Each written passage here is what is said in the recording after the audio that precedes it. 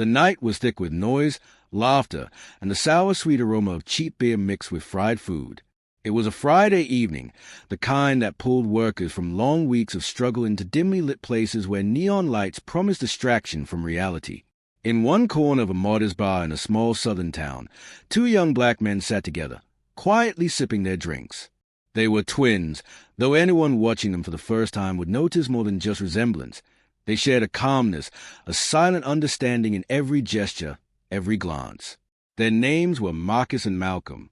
For strangers, they were just two black men, dressed casually, enjoying a rare night together.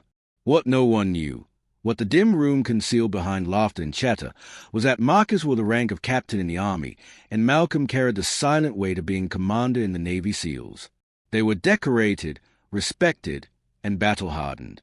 Yet in that bar, none of it mattered, because the world outside their uniforms did not see their medals, their service, or their sacrifice. It only saw the color of their skin. Across the room, a group of local white officers had gathered. Off-duty, half-drunk, and half-dangerous, their voices carried with the arrogance of men who believed the night and the law belonged to them. One of them leaned back, spotted the twins, and sneered. "Look at that. Two of them, sitting like they owned the place." Another officer chuckled, his hand curling around his glass. "Bet they think they're real men. Let's show 'em what real authority looks like." The bar owner, a man accustomed to the weight of silence in such moments, pretended he did not hear. Patrons turned their eyes back to their drinks, unwilling to invite trouble. But the twins knew. They had felt this gaze before, in different towns, in different forms. Racism wore many masks, but the eyes always gave it away. Marcus and Malcolm remained still, not out of fear, but calculation. They had learnt long ago that sometimes silence was a sharper blade. The officers rose from their seats, swaggering across the bar like wolves circling prey. The chatter dimmed as people sensed tension crackling through the air. One officer slammed his palm down on their table, making their glasses tremble. "Evening, boys. Didn't think this bar served your kind." His words dripped with venomous amusement, meant to humiliate, to provoke. Marcus lifted his eyes, steady, calm. He did not flinch. Malcolm, by his side, tightened his jaw but said nothing. Their silence only fueled the officer's need for domination. Another officer leaned close, his breath heavy with alcohol. "What's the matter? Cat got your tongue? Or maybe you're too busy planning your next little hustle." Laughter erupted from the group. The twins exchanged a brief glance. Years of brotherhood, years of military training, and years of survival spoke louder than words. Marcus knew his brother's temper, and Malcolm knew Marcus's patience. Both sat like stone, calculating. But the officers mistook their silence for submission. "Stand up," one barked, hand grazing the baton at his belt. "Stand up when we're talking to you." The bar's atmosphere grew suffocating. Every eye was now on them. Some patrons looked guilty, others looked away. No one intervened. That was a cool truth of nights like these. Justice was never expected to come from strangers. Slowly, Marcus stood, not in fear but in deliberate grace. He stood tall, shoulders squared, his presence commanding without a word. Malcolm followed, his body language coiled like steel, restrained but dangerous. They were no longer just two black men in a bar. They were soldiers in silence, carrying invisible uniforms on their backs. One of the officers pushed Marcus's shoulder, testing him. "What are you going to do about it, boy?" The word sliced through the room, sharp and degrading. The room held its breath. Marcus leaned forward slightly, his voice low and steady, cutting through the drunken arrogance like a blade. "Careful." But the officers laughed, mistaking his calm for weakness. Another one spat out, "Careful? Or what? You call your mama." The insult cut deep, but not in the way they thought. Marcus and Malcolm had grown up with a mother who had worked her fingers raw to raise them. She had raised men of honor, discipline, and dignity. If only these officers knew. If only they could see beyond skin, beyond assumption. Yet ignorance is often louder than truth. The lead officer shoved Marcus harder this time. Malcolm's hand twitched near his side, a soldier's instinct battling restraint. The room teetered on the edge of violence, a breath away from chaos. Then Marcus spoke again, His words calm, his tone carrying an authority unfamiliar to the men before him. "You don't know who you're talking to." The officer sneered. "Oh, I know exactly who I'm talking to. Two nobodies who think they belong here." Malcolm's eyes burnt, but he did not move. He let his brother carry the moment, knowing what was coming. Marcus's voice deepened, steady as a command on a battlefield. "One more word, one more push, and you'll regret not knowing." The silence that followed was electric. The officers laughed, dismissing the weight of his words, but there was an undercurrent, a shift. Somewhere in Marcus's tone, in the way Malcolm stood beside him, there was something these men could not quite grasp. Authority cloaked in patience, power disguised as restraint. The tension was broken only when the bartender nervously cleared his throat. "Gentlemen, maybe it's best to let things be," but his voice was drowned by the harsh bark of the officer. "Stay out of this." The twins remained unshaken. Inside, memories of military operations, of deserts and oceans, of leading men through chaos and returning home with scars, burnt steady. They had faced worse than this. But still, it hurt that in their own land, in civilian clothes, their work could be reduced to nothing by prejudice. And as the night wore on, the scene was far from over. For what those officers did not know, what no one in that bar yet understood, was that the two men standing before them carried ranks that could silence entire rooms of commanders. One was a captain, the other a commander in the Navy SEALs. And when truth revealed itself, shame would be heavier than any badge. The seconds that followed felt like hours. Every breath in that bar was measured, every heartbeat louder than the jukebox now playing in the background. The officers, circling Marcus and Malcolm, looked like predators toying with prey. But they did not realize that the two men standing before them were anything but prey. They were wolves forced into sheep's clothing, warriors contained only by discipline and respect for the rules they had sworn to uphold. Marcus stared at the officer who had shoved him. His eyes didn't flinch, didn't falter. He had seen men like this before, not just in the uniform of police, but in battlefield where arrogance and ignorance cost lives. Malcolm's gaze shifted slowly between the faces surrounding them, reading each movement, each twitch of a hand, and every restless motion. He was calculating distances, exits, and outcomes a way only a Navy SEAL could. But the officers were too blind to notice. One of them, younger and more eager to impress the older ones, stepped forward. He jabbed a finger into Malcolm's chest. "You don't look so tough to me," he sneered. "Bet you've never worked a real day in your life. Standing here, acting all high and mighty." Malcolm's jaw clenched. His hands remained at his side, but his voice, deep, quiet, steady, finally broke the silence. "You're making a mistake." The officer laughed, throwing his head back. "A mistake? The only mistake here is you walking into this bar thinking you belong." His words dripped with hate, carrying the weight of centuries of prejudice. The room shifted uncomfortably. Some of the patrons, good people who knew better, wanted to intervene, but fear sealed their lips. In small towns like this, standing up against the police was a death sentence for your reputation, if not more. So they stared into their drinks, silent witnesses to injustice. The bartender's hands trembled as he wiped a glass, his eyes darting nervously toward the unfolding confrontation. He had seen enough nights like this to know how quickly they spiraled. His lips parted as if to speak, but once again an officer's voice cut through. "On your knees," he commanded suddenly, pointing at Marcus. "Both of you, on your knees." The demand struck like lightning through the bar. Gasps echoed. A woman at the far end covered her mouth. The humiliation was deliberate, meant to break not just bodies but dignity. Marcus didn't move. His silence roared louder than defiance. His eyes, calm and steady, locked onto the officer. Malcolm's chest rose and fell with controlled breaths. He had endured interrogations. He had resisted torture, and he had fought enemies who wanted him dead. But something about being ordered to his knees in his own country, after giving his youth, his strength, his blood for its flag, this was different. This was a wound no bullet could compare to.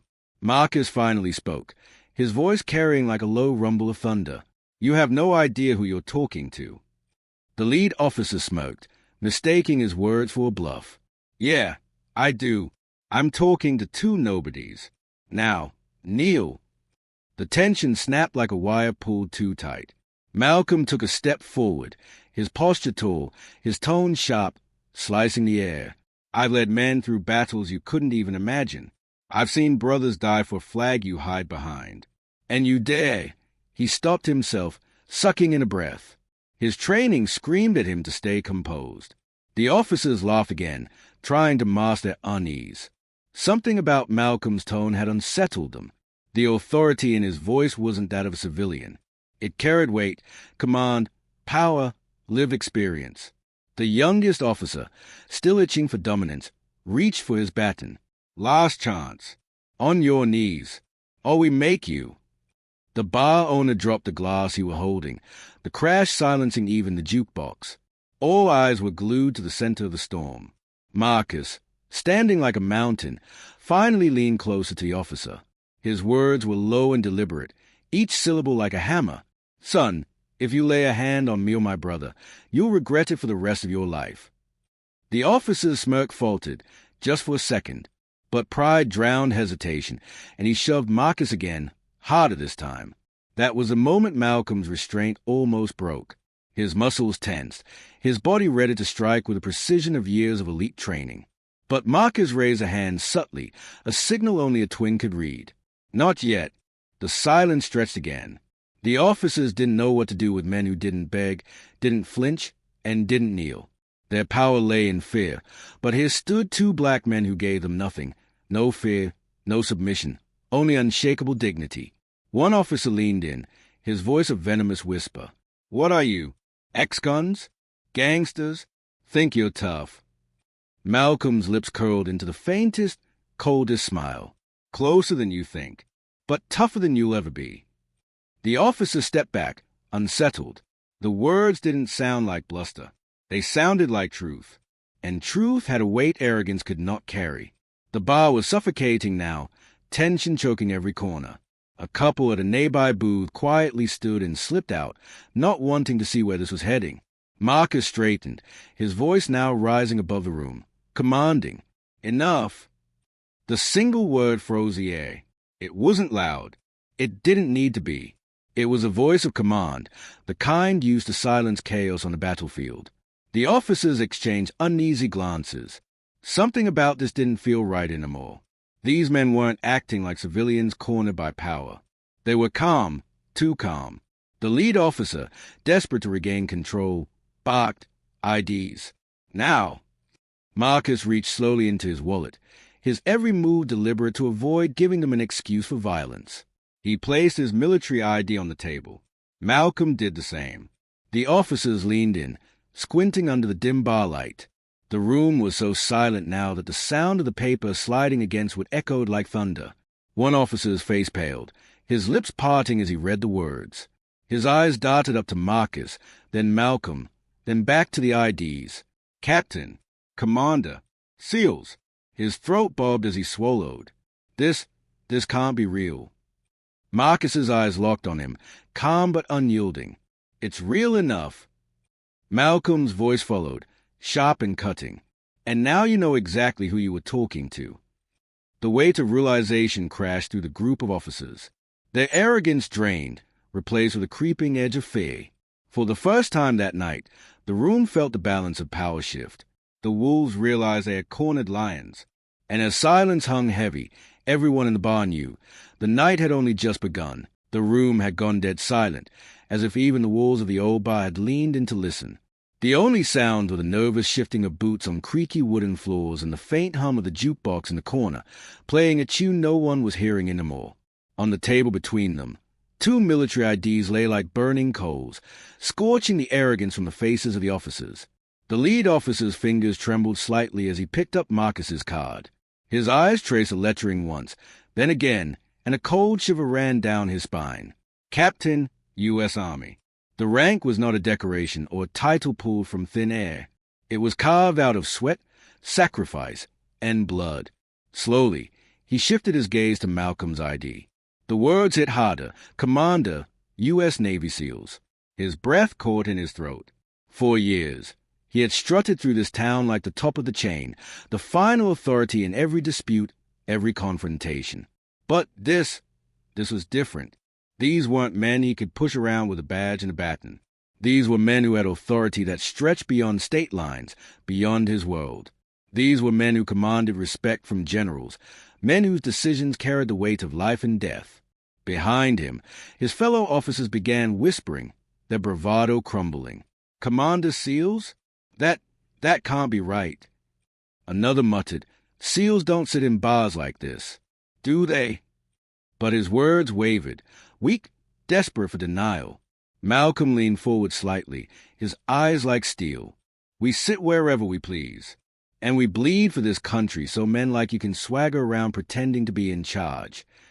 His words sliced through the air, leaving no room for misinterpretation. Marcus's voice followed, deep and steady, like thunder rolling in the distance. "I've led hundreds of soldiers in combat zones across the world. My brother has commanded missions you couldn't survive 5 minutes in. And tonight, you thought it was sport to humiliate us, to order us to our knees." He paused, his gaze unblinking. "The only men who kneel to us are soldiers saluting their commanding officers." A murmur rippled through the bar. Patrons who had been silent, afraid to intervene, now began to shift in their seats. They looked at the twins with new eyes, not as targets, not as strangers, but as protectors, warriors whose dignity had been spat on. Some felt guilt for their silence earlier, while others felt pride swelling in their chests. The officers looked at one another, panic hidden behind thin layers of bravado. The youngest one, the same one who had shoved Malcolm earlier, tried to recover his pride. His voice cracked as he barked. "Why you think your ranks mean something here? This is my town. My bar." Malcolm's head tilted, his stare drilling into the young man. "Your town? Do you have any idea how many towns I've walked into carrying American flags draped over coffins of brothers who gave everything? Do you have any idea what I've faced so you could sit here, drunk, playing pretend with authority?" His word vibrated with restrained fury, not wild anger but the sharp-edged control of a man who knew his own strength. The officer's face flushed red. He wanted to lash out, but his hands betrayed him, trembling at his sides. Marcus's calm voice cut through again, low and heavy. "If we wanted to, son, this moment would end very differently for you. The only thing holding us back is respect for the law, respect you clearly don't understand." The weight of their words pressed on every soul in the room. People were no longer whispering. They were staring, wide-eyed, at the officers whose power had crumbled into dust. A woman at the far end, her voice soft but caring, finally spoke. "They served this country, and you tried to bring them to their knees." Her words struck like a hammer. The shame in the air was suffocating. The lead officer, desperate to regain control, slammed his hand on the table, though the sound now felt hollow, meaningless. "This doesn't change a thing. You think you can walk in here and—" Marcus stood, his full height towering, his presence unmistakably commanding. "Enough!" The word rolled through the room like a command on a battlefield. Even the jukebox seemed to cut out, as though obeying. What changes here is everything. Tonight, you revealed who you really are. You hide behind badges, behind power given, not earned. But when faced with men who earned their place through sacrifice, through honor, you crumbled. Malcolm stood beside him, his presence equally overwhelming. His voice carried like a sharpened blade. "You threatened us because of the color of our skin. You thought we were less. But look around you. Every person in this bar now knows who the real men are and who the coward hiding behind fear and hate will always be." The officers' faces turned crimson, their arrogance shattered. A few stepped back, unable to meet the twins' eyes. The youngest officer opened his mouth, then closed it, words lost in the storm of his own shame. The bartender finally spoke, his voice shaky but resolute. "Gentlemen," he said, looking directly at the twins, I had no idea. You don't owe me anything, but on behalf of this place, thank you for what you've done for this country, and for holding your heads high tonight." Marcus gave a small nod, a gesture of acknowledgement, but his eyes never left the officers. "This isn't about thanks," he said. "It's about dignity, and no man alive has the right to strip another of that." A heavy silence followed, but it was no longer filled with fear. It was filled with realization, with the weight of truth. One of the older patrons, a man who had sat quietly at the bar since the beginning, raised his glass. His voice carried with a steadiness that silenced the last whispers. To the captain and the commander, to dignity. Glasses lifted across the room, tentative at first, then stronger. To dignity. Voices echoed, filling the air with a resonance that felt like justice reclaiming its place. The officers stood frozen, humiliated, surrounded not just by two men they couldn't break, but by a room that now saw them for what they truly were. Their authority had crumbled under the weight of truth. Marcus leaned closer one final time, his voice a whisper only the officers could hear, yet sharp enough to cut through the marrow of their pride. The next time you look at a black man and see less, remember tonight. Remember who stood before you. And remember what you didn't have the courage to face. The shame that followed was heavier than any punishment the law could deliver. And as the twins turned to leave, shoulders squared, heads high, the bar parted for them like soldiers saluting their commanders. They walked out not as victims, not as men humiliated, but as symbols of unbreakable dignity. The night air outside was cool, a sharp contrast to the suffocating heat of the bar. Malcolm exhaled, finally releasing the storm he had held inside. Marcus glanced at him, a faint smile touching his lips. "We handled it," he said softly. Malcolm nodded, his eyes still burning but steady. "We always do." Inside the bar, silence lingered like a shadow. The officers, stripped of their arrogance, stood hollow, confronted not just by the truth of who the twins were, but by the truth of who they themselves had become. And for everyone watching, the night became a story they would tell again and again, a story of two black men who refused to kneel, who carried the weight of service and dignity, and who showed the world that strength is not in hatred, but in the unshakable pride of standing tall. The night air wrapped around the twins like a quiet embrace as they stepped out of the bar. The moon hung heavy in the sky, silver light spilling across the empty street. For a few moments, they simply stood there in silence, the weight of what had just unfolded pressing on their shoulders. Inside, they could still feel the eyes of everyone who had watched, the shame that had crushed the officers, and the shift that had sparked in the hearts of the silent onlookers. Marcus glanced at Malcolm, his jaw set. "You good?" he asked softly. Malcolm's eyes were sharp, though calmer than before. "Good enough," he replied. "But I hate that it always has to come to this. That our worth only registers when people see our ranks and our titles. Why isn't being a black man enough? Why isn't dignity enough without the uniform?" Marcus exhaled, his breath heavy in the cool night. "Because some people need to be reminded. Not once, not twice, but over and over again. And sometimes it takes a battle they didn't expect to teach them a lesson they'll never forget." Behind them, the bar door creaked open. The lead officer stepped out, his hat in his hand, his posture no longer dripping arrogance but bent under the weight of humiliation. His face looked years older, carved by regret and the sharp sting of exposure. He hesitated on the threshold, then forced himself forward. "Captain, Commander." His voice was hoarse, stripped of authority. I went too far." Malcolm turned slowly, his gaze piercing through the man. "Too far." His voice was quiet, but it carried the intensity of thunder before a storm. "You tried to strip us of our dignity. You tried to force us into submission, not because of anything we did, but because of who we are. That's not too far. That's beyond forgiveness." The officer's throat bobbed as he swallowed hard. His eyes darted between them, searching for mercy but finding none. Marcus's expression was unflinching, steady as stone. "We don't need your apology," he said. "What we need is change. What we need is for men like you to understand that every black man you see is not a threat, not a shadow to intimidate, not a body to break down. We are fathers, brothers, leaders, soldiers, humans." The officer's lips trembled as he tried to speak, but the weight of Marcus's words silenced him. He lowered his head, shame pressing harder than any punishment could. He turned back toward the bar, each step heavy, dragging the remnants of his pride with him. As the door closed behind him, Malcolm shook his head. "He'll remember tonight. But will he change? That's the question." Marcus placed a steady hand on his brother's shoulder. "Whether he does or doesn't, everyone in that bar saw the truth. They saw what dignity looks like when it refuses to bow. And sometimes that's how change starts, not with the guilty, but with the witnesses who will never forget." The street stretched ahead, quiet and endless. They began to walk, their footsteps echoing softly against the pavement. The night air was cool, carrying with it the faint scent of pine from the hills beyond the town. For a while, neither spoke. Each was lost in thought, in the storm of emotion still swirling beneath the surface. Finally, Malcolm broke the silence. You know what burns me the most? Not the cops, not even the humiliation. It's knowing that back inside that bar, before we pulled out those IDs, half the people in there didn't see us as equals. They saw us as less.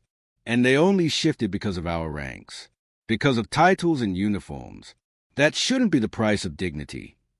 Marcus nodded slowly. His eyes were fixed on the horizon, where the moonlight kissed the edges of the road. You're right. It shouldn't. But tonight, we didn't just show them ranks. We showed them what it looks like to carry dignity, even when someone tries to tear it from you. That's bigger than a title. That's bigger than the uniform. That's what they'll remember.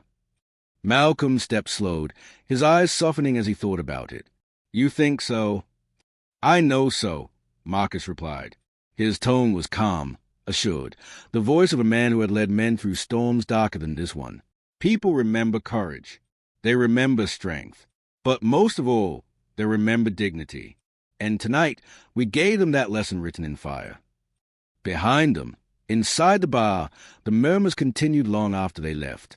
The patrons whispered the story to one another, their voices trembling with a mixture of shame and awe. Some admitted to themselves that they had stayed silent for too long, that they had allowed injustice to unfold in front of them without lifting a hand. Others spoke with pride, realizing they had witnessed something extraordinary. Two black men standing unbroken in the face of humiliation, carrying the weight of service and honor with unshakable pride. The officers sat apart, their silence louder than any excuse they could muster. Their arrogance had been ripped away, leaving them bare in the eyes of their peers. And for the first time, they felt the sting of what it meant to be powerless, not by force, but by truth. The bartender, wiping down the counter with trembling hands, whispered under his breath, "That's a story this town won't forget. Not ever." And he was right. By the time the twins returned to their base days later, the story had already begun to spread. People who had witnessed it shared it with their families, their friends, and their neighbors. Two black men, twins, threatened in a bar. The cops didn't know. One was a captain, the other a commander in the SEALs.